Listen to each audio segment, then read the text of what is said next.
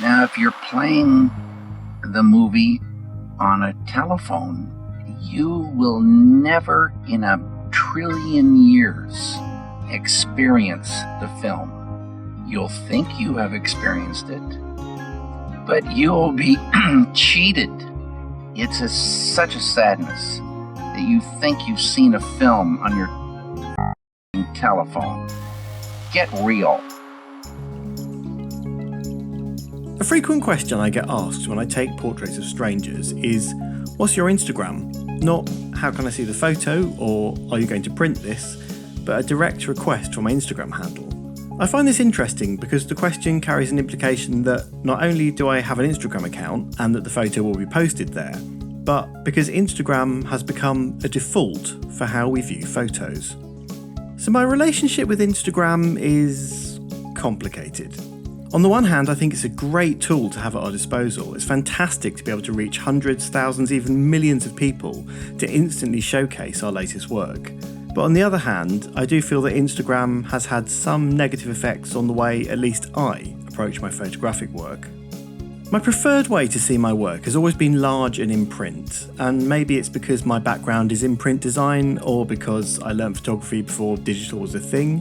If I didn't make prints on the enlarger in the darkroom, my photos didn't exist at all. I think the way that photographers choose how to present their work is an important part of the artwork. It's part of the story and the concept. A photograph is an artwork, and its form is just as important as that of a sculpture or a painting. And that's not to say that existing small and in digital format on Instagram is wrong, but that it should do so because that is how the artist intended it to be seen. One of my favourite photographers, Wolfgang Tillman, exhibits his work in a very distinctive way. Every exhibition he has is meticulously designed by him. He creates a scale model of the space beforehand and carefully plans where each image should go. He tapes large-scale prints next to 6x4s and pinned up torn-out magazine spreads that feature his work. The result of this is a removal of hierarchy. Everything is equal. Large commercial shoots are given the same value as small personal shots. You could argue the presentation of his work has an egalitarian approach. The unique way he arranges his images has become an experience in itself for the viewer. As the viewer spends time looking, a beautiful order starts to emerge from what at first may seem like a chaotic disarray of photographs and prints. You start to notice how multiple images line up, and the viewer can follow their own path around the space, forming their own narrative from the visual elements arranged before them. You leave with your own visual essay, a story you create from the path you choose, much like one of those old multiple choice adventure game books.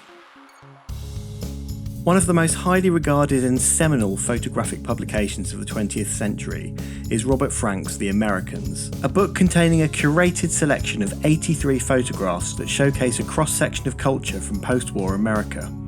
Now, while all these photos are great images, they're not meant to be viewed in isolation. The book is a collective, a narrative piece, and not necessarily a conventional linear narrative, but a message that is told through a photographic essay.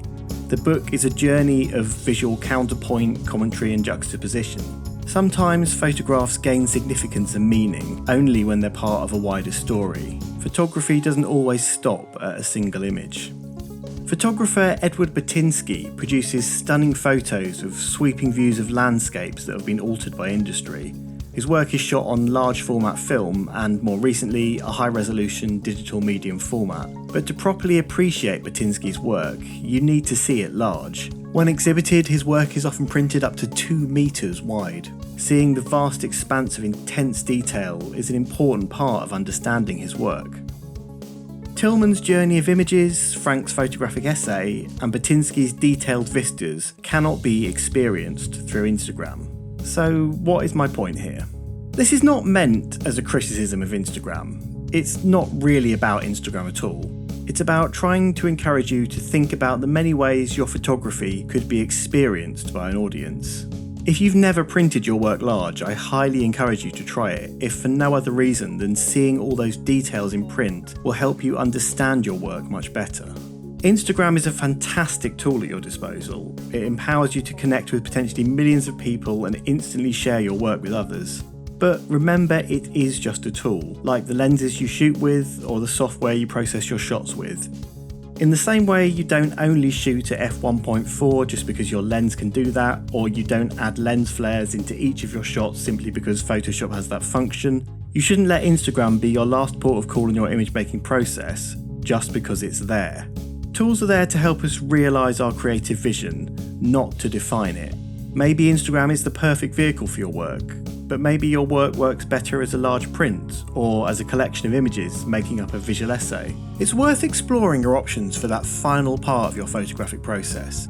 Try to think about how your audience could experience your work rather than just see it.